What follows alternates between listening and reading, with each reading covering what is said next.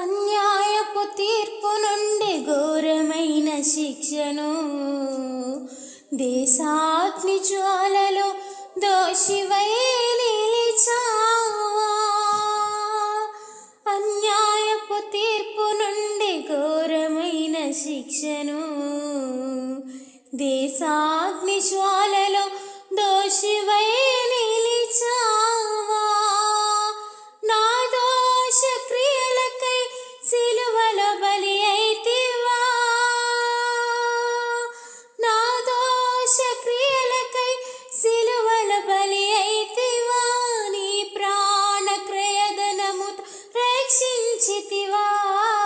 నీ ప్రాణ క్రయధనముతో రక్షించితివా. కలు